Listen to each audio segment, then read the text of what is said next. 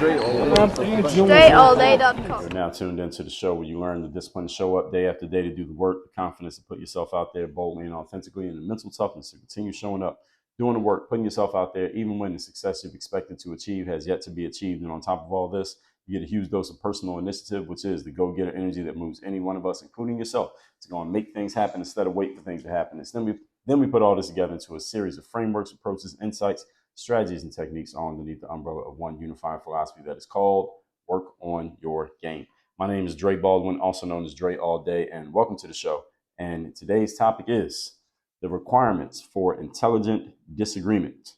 Before we get into what this topic means and what exactly you're going to get from it, I remind you I send out a text every day guaranteed to have you focused, sharp, and on point. I call it the Daily Motivation. I send one out every week, also called the Monday Motivation. You can get these by joining my text community by texting me at my number 305-384-6894. It is listed down below and in the description. If you don't get an immediate response once you text me, that's because we're still working out some tech issues with the text community, but we will get that fixed hopefully by the time this episode airs. Secondly, Work on Your Game University. That is the only place that I do any coaching. It's the only place where you can work with me directly. Any of you who wants to build your business, you want to make more money next year or this year, you want to take yourself just to another level, starting with your mentality, then with your action plans, then with your behavior, consistent behavior, and making sure everything and everyone is being held accountable in the process, then you sound like somebody who belongs in Work on Your Game University. So go to workonyourgameuniversity.com. The link is down below in the description, or you can just type it in your browser, workonyourgameuniversity.com. Now, that all out of the way, let's get into this subject, which is the requirements for intelligent disagreement. Now, I am a rare breed of individual, if I may say so myself, because I'm the type of person who enjoys engaging with people when there is a disagreement, even understanding that neither they nor I is going to change the other person's mind. I don't mind having a dialogue with someone when I know that nothing I say is going to make them think differently, nothing they say is going to make me think differently. I still like to engage with them because I like to just get to the bottom of the well of why people think the way that they think. So I like to kind of dig into the depths of where people get their ideas from, why they believe the things that they believe. Maybe they saw something or they've interpreted something in a certain way that's different from what I've seen or how I've interpreted it. Again, not because I'm trying to convince them, because that is effectively impossible. You're never going to convince someone to think differently than the way that they want to think. And they may be thinking the same thing about me, but I don't find that many people are willing to have this type of engagement, at least on an extended period. So today I'm going to explain to you how you can disagree with someone, engage in conversation with them, and still do so intelligently, without stooping to personally attacking them or mudslinging or any of the other immature and childish things that people do when they find that someone is not seeing things their way. Okay, that's what you're going to learn here today.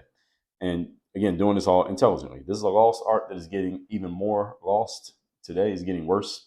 So this skill is going to make you, as well as me, a rare individual. But before we get into this, I've given you some episodes in the past on how people disagree. In episode 2779, I explained to you the fixable ways that people disagree. Sometimes people disagree simply because there are some things that can be fixed and changed, and they could actually come to an agreement. But there are not always going to be times you can come to an agreement. I told you in episode number 1698 why being disagreeable is the key to your success. That's a different type of disagreement. That's the kind where you kind of are willing to go against the grain, which is something that not everybody's willing to do. That's a different type of disagreement than what we're talking about here today. In episode 1529, though, I told you about how to talk with people with whom you disagree. And in episode 1527, how to disagree respectfully. Those are the ones that you should have listened to because they are directly related to what we're going to talk here today. And also episode 1098, why you need to converse with those who disagree with you. So those are some primers you can get started with, or I guess post primers, whatever that term would be, you can listen to after this episode. Point number one. Topic once again today is the requirements for intelligent disagreement. If you're going to disagree with someone and do so intelligently, number one thing you must do is understand the full context of another person's beliefs. Let me explain what I mean by this. If you're going to disagree with another person, you need to understand the full context of what they think, not just a snippet of what they think, not just a clip that you saw on social media, not just something that one of your homeboys told you about what this person thinks or what they did or who they are. You need to know the full context of where they're coming from and why they say the things that they say. Most people are too lazy to do this. What did I tell you? Most people don't think, they don't read, and they're lazy. This is a combination of all three. People don't think, hey, let me find out the full context of what this person thinks and not just go off some 30-second clip I saw on TikTok. They don't read, or this person has written an article about their position, or they wrote a book about their position. Let me go get the article or the book, read it, then I'll disagree if I still disagree. And people are lazy. Right? And because people are lazy, they don't think and they don't read. All right, you see how all these come together? So these three truths I told you about human beings, you'll notice them showing up everywhere you go in life if you pay attention. So the translation of what I told you in point number one, I kind of just went into it, but is this. If you want to disagree with another person, if they've been interviewed, listen to the whole interview so you can hear exactly what they're saying and why they're saying it. If they have written books, read the books. Yes, even if you disagree with them, you disagree with them on the surface. The little bit that you heard, you disagree, read the book anyway. All right, there, again, don't think, don't read, lazy. Most people will not do this. I see too many people who have made the decision that they disagree with a person, but then when I dig into the disagreement that they have with this other person, I find that they haven't even consumed even 10% of this person's actual ideas. They got a little clip that you saw on social media or something that you heard from one of your friends who was just as ill-informed as you are, and you just decided that you don't agree with that person. You don't even know nothing about them. I've had so many conversations when I'm on X, formerly known as Twitter, and I'll be, having an engagement with somebody and we're disagreeing on a point, and they'll say, well, where'd you get this idea from? Or why do you think this way? And I say, well, look, I read this book that lays this thing out.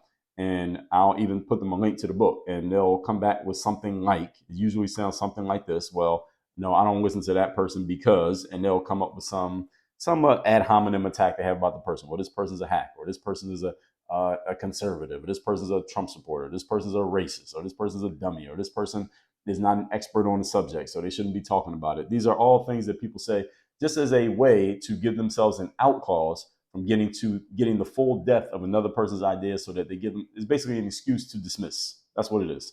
It's an excuse to dismiss another person's perspective because that perspective happens to contradict the idea that they have in their own minds. So when you hear something that goes against what you believed up to this point in your life, and you are unwilling to go deeper with that thing that you just heard, that's a reflection of the three truths I told you about human beings. People don't think, they don't read, and they're lazy. The laziness is your unwillingness to explore someone's idea that may cause you to question a belief that you have longly held in your own mind. And sometimes the beliefs that you hold most dear in your mind might be the most bullshit beliefs that exist. Those are the ones that you need to examine. Some of you listening to me right now have some beliefs in your head that are complete bullshit. And the only reason you don't know that they're bullshit is because you are too lazy to go listen to anyone or anything that says something that is different than the belief that you've held since you were 8 years old. Because you're too lazy to do the work. And if you're too lazy to do the work, you're too lazy to listen to someone who has an idea that's different from yours, then you are unqualified to disagree with anybody. You're unqualified to disagree. How can you disagree with somebody you don't even know what they think? You don't even know the extent of what they're thinking. You got 30 years of thinking one way. Somebody else just says something, you heard it for 30 seconds. You're like, well, I disagree with them. I don't want to hear what they got to say. But they've written like 8 books, but you won't read one of them because you disagree with the 30-second clip. That's mental laziness. And I just told you, I just did an episode on this. You can no longer afford to be lazy, folks. I did a 2-part series on it, 2804 and 2805. You can no longer afford to be lazy. And I told you this in episode 2568. The problem is you're lazy as fuck. People are just lazy. Episode 2434, lazy, stupid, or arrogant. Which one are you? Don't be physically diligent and mentally lazy. That was episode number 2431. All right, this laziness thing, when people are too mentally lazy to examine anything that they've decided to believe, all right, this is how people get stuck. This is how you end up living in a bubble. Because you only are talking to people and listening to people who think the same thing that you think, and all of you might be thinking the same bullshit. That's the problem. If it's true, then you don't mind coming out the bubble and listening to what somebody else has to say, because then you can logically say, okay, now that I got the full extent of what they think, now here's why I still am going to hold on to what I was thinking before.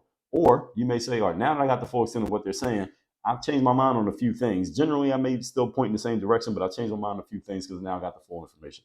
But how many people do you know who think like that? How many people do you know who even talk like that? You probably, most of you, I would bet, most of you can't even name one person who you know who talks like that. Not one. And what do they say about the law of association? So since you don't know anybody who thinks like that, what can we deduce about you? I've seen too many people have decided that they disagree with a person and they won't even consume anything that person says.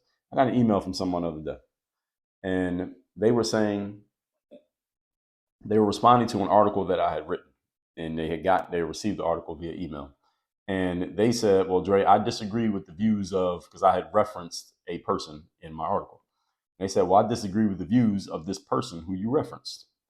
And the language that this person used when they told me that they disagreed with this other individual, they told me that this person had not even read the work of the person that I had referenced.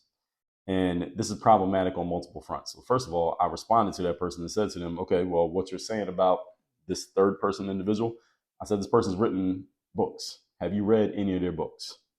I've yet to get a response from that person about whether or not they have read any books. Based on the context of what they said, I know they haven't read any of this person's books, because what they were saying was based on an assumption. And I said, if you read this person's books, you wouldn't be having that assumption. It's impossible.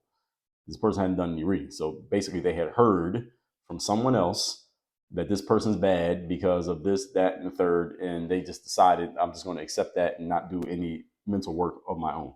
This is mental laziness. And mental laziness leads to all other kinds of laziness, and it leads to outcomes that people don't want. Let me go deeper into this, help you all understand. Most broke people are mentally lazy.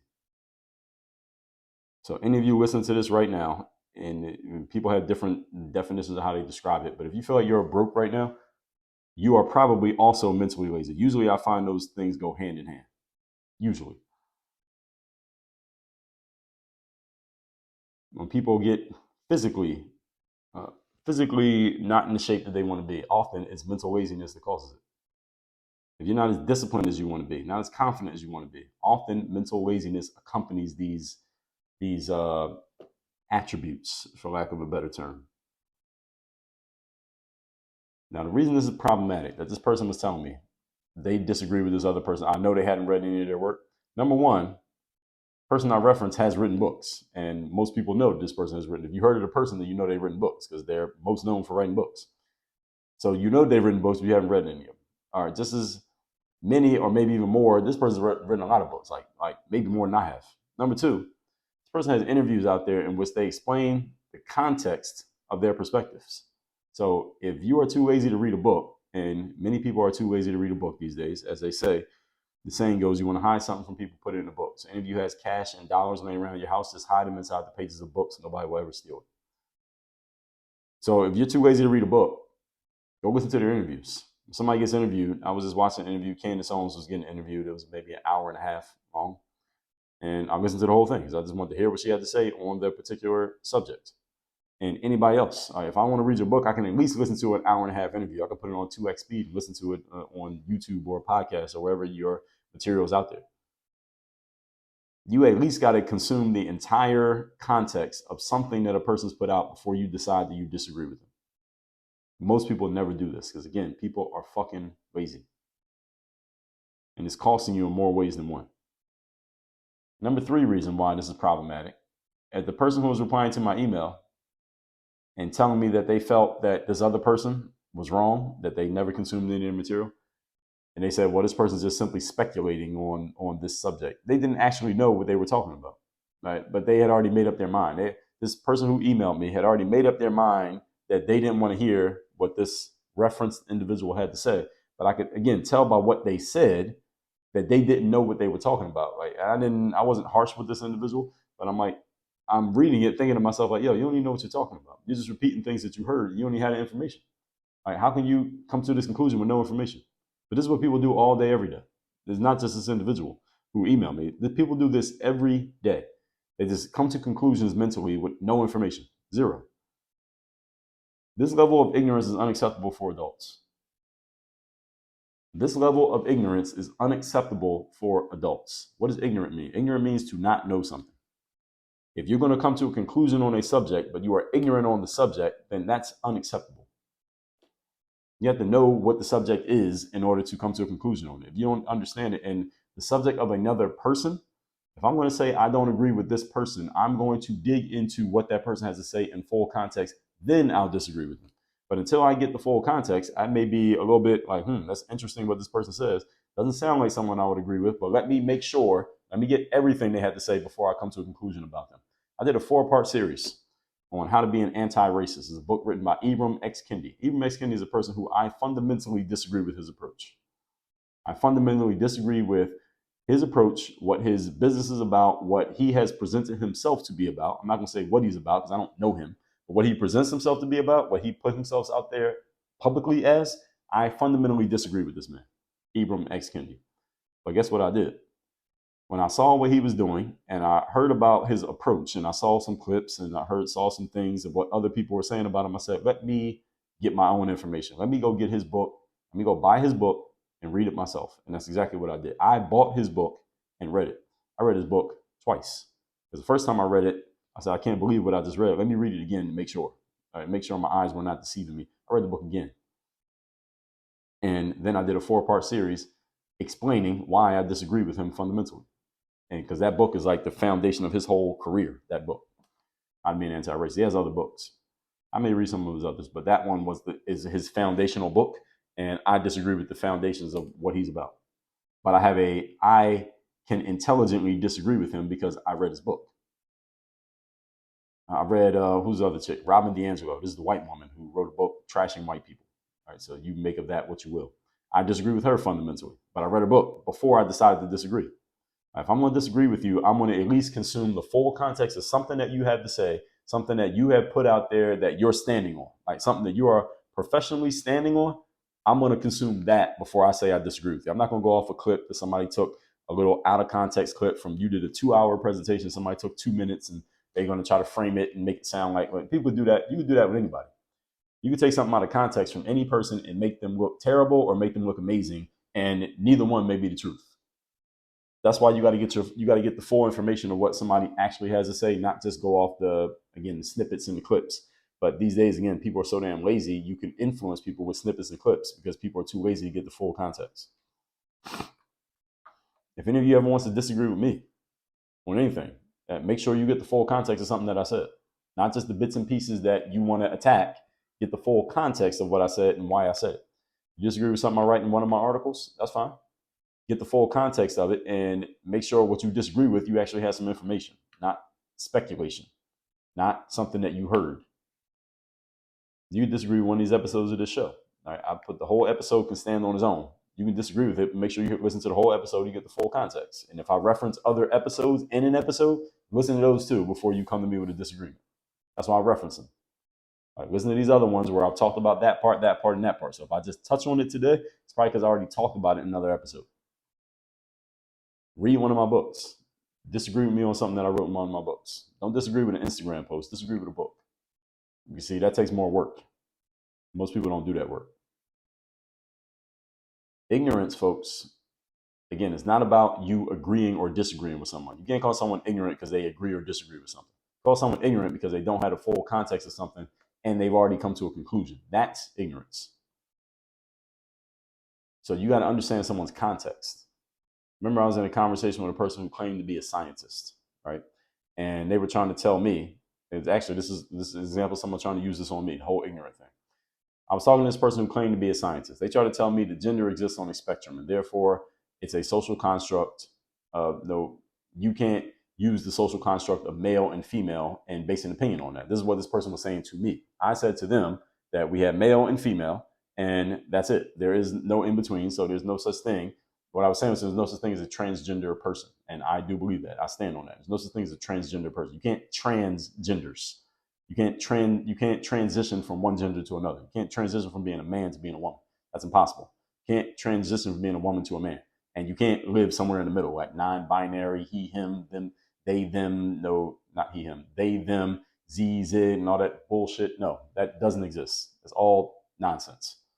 And what this person, who claims to be a scientist, was saying, and they were using the science angle of saying, well, gender is a social construct. So just the way that someone chooses to present themselves, like as a man or a woman, like the way they look and the way they dress and the way they walk and they talk, you're basing it on that. That's not what science says. No, just a social construct. It's not a real thing. And this is what they were saying. They were saying because of this, once they had made that point, they were saying that I, Dre, am ignorant of what the science actually says. Therefore, I am unqualified to have a conclusion or a position on male versus female. And I said, on the contrary, Mr. Scientist, God created male and female. God created man and woman. Let's just say that. So God created man and woman, and on that alone, I don't need to read any science to know that there are only two genders. That was my stance, and their stance was completely different. So their stance was, oh, well, you're ignorant because you don't know all these details of science. Well, if there's a scientist out there or a science book out there, any of you who may be a supporter of the transgender world, if there's a scientist out there whose word is higher than God's word, because that was God's word, man and woman, then please point me towards that individual. I'll read their book or whoever that happens to be. That's my context. So again, this person's trying to tell me I'm ignorant because I don't understand the full spectrum of gender. There is no spectrum of gender. All right, we just had different contexts. The point being, I actually had a context. He had a context as well. Our contexts were just in conflict, if you get what I'm saying here. And again, my concluding point to all that is, if there's a scientist whose word is higher than God's, tell me who they are. Name them. Tell me their name. Point number 2. Today's topic, once again, is the requirements for intelligent disagreement. Number 2, understand and be able to make the other person's point as if you agree with it. This is a deep one right here. Understand and be able to make the other person's point as if you agreed with their point. We call this the steel man position. So some of you may be familiar with the straw man. This is the inverse of the straw man. Straw man argument is a logical fallacy where a person misrepresents your point and then argues against the thing that you didn't say as if they're proving you wrong. All right, that's a straw man argument. So a straw man argument example would be if I said something like, Michael Jordan is better than LeBron James, and you retort by saying, well, hey, LeBron James is not a bum. He's the best player of his current generation. Well, I didn't say anything about that. I didn't say LeBron was a bum, and I didn't say anything about where he stands amongst his current generation. I said Jordan's better than LeBron. You see how that person's arguing something that I didn't even say? That's a straw man argument. Straw man argument is someone pushes back against something that you didn't even say and then tells you that you're wrong because they disproved the point that you never even made. That's a straw man argument. And people tend to do this in arguments when they think more emotionally than logically, and also when they are ignorant of what exactly your point is. They don't have your full context, or when they're just trying to be right. All right. So there's so many different ways to end up with a straw man argument. That's why it happens so often. But if you start arguing against points that a person never said, then what you are doing is straw manning the other person's point. You just made a straw man out of it. In other words, straw man is like you just create this fake argument that was never actually said, and then you beat that one up, and then you declare yourself the winner because you beat up something that never even existed. That's a straw man behavior. Another common one is that's even more contemporary is when people say something like, and this is perfect timing for this one right here. If you say something like, I'm not going to vote in the upcoming presidential election. So what people do is they come and say, well, if you don't vote, that's like you're voting for Trump. All right, the people who hate Donald Trump, that's what they said. You don't vote, that means that's a vote for Trump. Or if you vote for someone other than Trump, but not the Democrat, whoever the Democrat is, if you don't vote for the Democrat or Trump, you vote for like the independent person who may only get 2% of the vote, then you're voting for Trump. Or if you vote for any one of the other people on the ballot, you do some write-in ballot instead of voting for the Democrat, then you're basically voting for Trump. This is what people say. And these are people who are highly credentialed, highly known, and highly respected individuals. They're out there making these very emotionalized arguments, again, straw man arguments, because they are so emotionally invested in making sure that a certain outcome either happens or does not happen.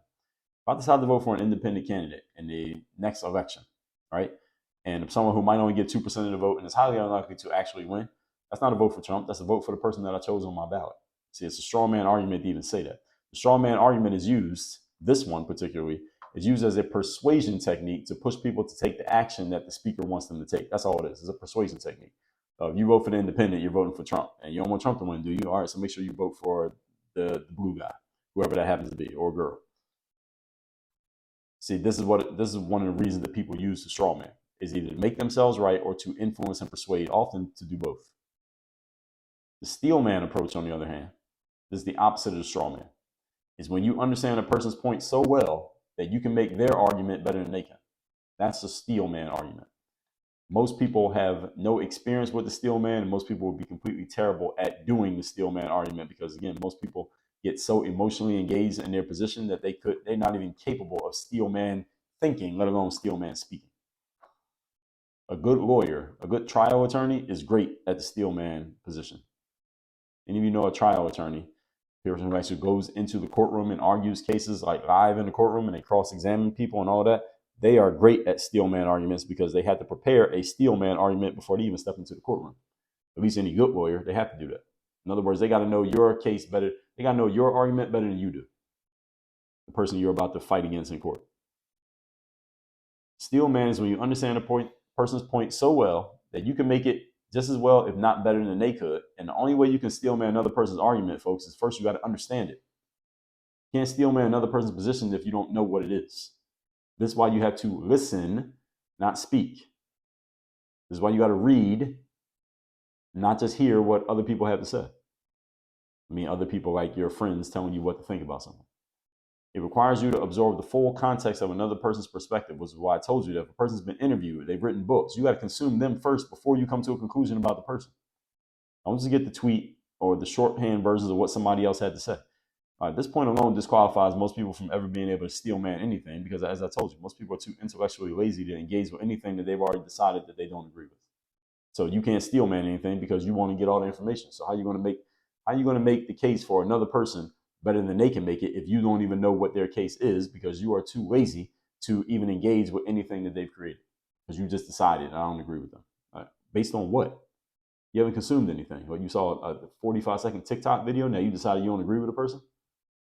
Like how stupid does that sound? Point number 3.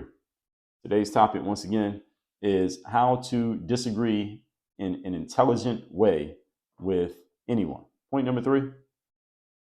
Skepticism is not only accepted, but encouraged, with a caveat. Skepticism works only when your mind is not already made up.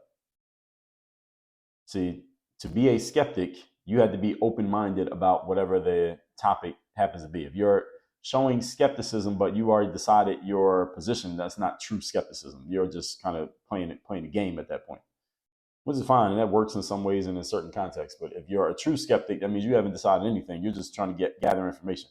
And skeptics gather information by asking questions. And when people are bullshitting you, they don't want you asking any questions. They just want you to listen to what they say and accept it. When people are telling you the truth, they're happy to answer all your questions because no matter what you say, the truth is the truth. All right, they can't get tied up. So you can't get lost telling the truth. You get lost telling a lie. So anytime you find yourself being skeptical of a person and you start asking questions and they seem to get annoyed or agitated by the fact that you're asking questions, it's a tell that they may be bullshitting you. Not guaranteed, but it's a tell that they might be bullshitting you because they don't want to be questioned. When a person's telling the truth, they will sit there and take every question you got and they'll answer all of them. They're happy to answer your questions when someone's telling the truth, they're happy to answer every question you got because they're telling the truth. Now, that doesn't mean that if you just start badgering a person with questions and they ignore you, that doesn't mean that they're necessarily lying. Again, it's a tell. It's not the whole picture. You're badgering a person with questions, even if they're telling the truth. Listen, whatever they said already might be the truth, and that's it. And they got to say nothing else. Just because they don't respond to your question does not mean that they're lying. All right, so don't come to that conclusion either. I remember years ago, it was like 2000, maybe 11 or 12. I was on YouTube, and this is when YouTube had first, this big thing that had come out was called multi-channel networks. It was when you would connect your YouTube channel to somebody's channel network on YouTube, and they would run ads based on ads that they had sold, and then you would get a percentage of the money. They would get a percentage, just basically helping you out and promoting your YouTube channel. And I remember that I was with some multi-channel network, and I got off the network, and I was communicating with YouTube to kind of get my ad my ad status back to just normal, just going straight through YouTube, direct to consumer, not through a multi-channel network. And somehow, some way, YouTube screwed it up. Their engineers screwed it up. And a bunch of other people's video monetizations were going into my account. In other words, videos were getting monetized, but the money was going to my account for somebody else's video. And somehow, some way, it got shown in other people's back end that their money that would have went to them was going towards my account. So I got all these DMs and messages from random YouTubers like, yo, you hacked your YouTube channel, is hacking my YouTube channel, and all my money is going into your account. Fix this. Can you stop doing this? Why'd you hack us, et cetera, et cetera. I don't know shit about hacking a YouTube channel. So there's no way I could have did this. YouTube's engineers screwed this whole process up, and they fixed it in like 2 days. But here's what happened. In the process of those 2 days, somebody made like an article, and they wrote an article on their blog, YouTube news blog, that a bunch of YouTube channels got hacked, and allegedly this YouTuber, Dre Baldwin, is the one who did it. Again, it's like 2012. And they said my name, put my name in it and everything in this blog post that Dre's hacked the YouTube channel and all this stuff. And we've reached out to YouTube for comment. We're still trying to figure it out. And someone left a comment in the blog post and said, well, what's the source of this news? You're claiming that this person hacked people's YouTube channels. What's the proof and what's the source of why this is true? And here's what the person said. Because all these people have started reaching out to me on like YouTube and Facebook and Twitter at the time and saying, why are you doing this stuff? And I wasn't saying anything back to them because first of all, I didn't even know what the hell was going on. And then once I realized what YouTube was doing, I knew YouTube was working on it because they had messaged me they're working on it, but I didn't respond to anybody because there was so many people messaging me. I'm like, I'm not even gonna go back and forth with all these people. So because all of them were like really angry because they thought I had hacked their YouTube channels, again, as if I had the capability. So when this person wrote the blog post and somebody left a comment and said, well, what's the source? What's your proof that Dre Baldwin has hacked all these YouTube channels? And the person's response, the author, they responded and said, well, a bunch of people have accused him. He hasn't said anything back. That was his source. A bunch of people accused him of hacking. He didn't say anything back. So that's enough to go off of. Really? And again, this is like 2012. And you might think, well, people are more evolved and smarter these days than they were then. Dre, the answer is hell no, they're not. People are just as dumb as they were then, actually dumber. And people will draw conclusions off of less now than they would then. At least back then, you had to read a whole blog post to come to a conclusion. Nowadays, you ain't got to do that. So again, skepticism with a caveat and the tells of how people respond to questioning. Because just because the person doesn't respond to your questions does not mean that they're lying or being evasive. Maybe they're just not responding to you for whatever reason. And just because someone gets annoyed with you asking them questions doesn't necessarily mean that they're lying, but you should collect that as evidence towards maybe what conclusion you end up getting towards. You got to notice all these things. Critical thinkers are natural skeptics. I encourage you to be a critical thinker, which requires you to be a natural skeptic. You can't be one without the other. However, the only way to be a true skeptic is if you have not already made a decision as to where you stand on a point. And let me back up. You can be a skeptic without being a critical thinker, but every critical thinker is a skeptic. Let me make sure I correct myself there. But you can only be a skeptic, again, if you are open as to what conclusion you will come to. If you already decided on something, then your skepticism is not, that's performative skepticism. Because you already decided you come to a conclusion. So you're asking questions why? Just to further solidify the idea that you already decided on. That's not true skepticism. True skepticism, you are open to coming to any conclusion. And that's why you ask questions. This is what journalists traditionally do. And these days we have so few journalists that it's hard to even point you towards someone as an example. In other words, you got to learn to look at things objectively and think objectively rather than make decisions on small amounts of information and then question anything that goes against your low information decision, which effectively leaves you posing as a skeptic. That's what most people do. They get a little bit of information, draw a conclusion, and then when they hear something that goes against the conclusion that they have decided on their little bit of information, they start asking questions as if they're being a skeptic. That's not true skepticism because you already made a decision. So the only person who knows if you're bullshitting about your skepticism is you, because the only person who knows you made a decision is you. Are you open to coming to any conclusion on a subject? If so, then that's true skepticism. If not, you're not a skeptic. You're opposing. Most people pose as skeptics because they decide on something, and then based on emotion and based on hearing something from someone that they maybe know, like, or trust, then they get skeptical about anything that goes against what they've already decided on. All right, what is that? That's not skepticism. That's indoctrination. That's literally the definition of it. Someone just put an idea in your head, you decided to accept it, and now you won't listen to anything that goes against it. You've been indoctrinated. Or some people call it brainwashed, if you want to put it in simpler terms. This is how most people think and debate. As a matter of fact, most people don't even do this. They don't even get curious about anything that goes against the grain of what they already believe. Most people, you present them an idea that goes against the grain of a belief that they have, they are not even willing to engage with it. They'll simply attack it, ridicule it, or they'll attack and ridicule the source. Oh, well, you can't talk about it because you're not this, or you're this, or you did that, or you come from here. They'll attack the source rather than attacking the actual point, or they'll attack the point, but they're not open to hearing anything different that may change their minds. So again, skepticism is useful only when the mind is open. You're going to be skeptical about somebody's point and someone confronting your belief. You need to be as equally skeptical about your belief itself. So when someone has a point that confronts your belief and you get skeptical about that, You need to be just as skeptical about your own belief and the fact that they made a point that questions it. You gotta be skeptical about everything. Open-minded as much as possible. You may have a few principles in your life that you may also call beliefs. You should have very few of those. You should be able to count those mostly on your fingers and toes. And everything else is open to change. It's subject to change based on new information, new perspectives, and new ideas. That's what a true critical thinker looks like. Now, there ain't too many critical thinkers out there. So if you go looking around, you don't find too many people who fit this description. Don't be discouraged. That actually proves the rule. It is further proof of what I'm saying, that it ain't too many of them. Let's recap today's class, which is the requirements for intelligent disagreement. And I'm the rare breed of person who will engage with someone with whom I disagree, even when I'm not trying to change their mind, because I want to get into the depths of why people think what they think. And I often am disappointed to find out that many people make decisions and come to conclusions based on very small amounts of information, inadequate information. Number one, know the full context of another person's beliefs. They've been interviewed, listen to the whole interview. They've written books, read all their books before you come to a conclusion about a person. Many people come to conclusions with very little pieces of information, and therefore their opinions are not as valuable. And you're entitled to have one, but it's not as valuable because you don't have any information. Number two, understand and be able to make another person's point as if you agree with it. This is called the steel man approach.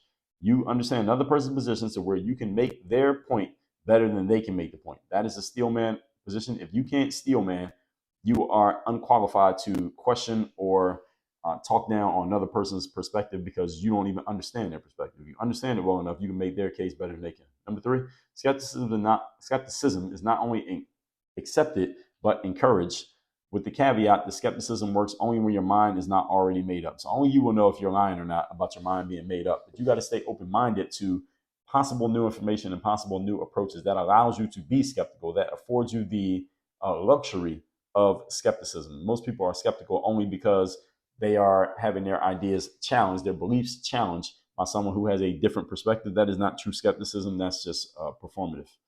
All that out the way. Make sure you go to Work on Your Game University, where you can master your communication skills, your listening skills.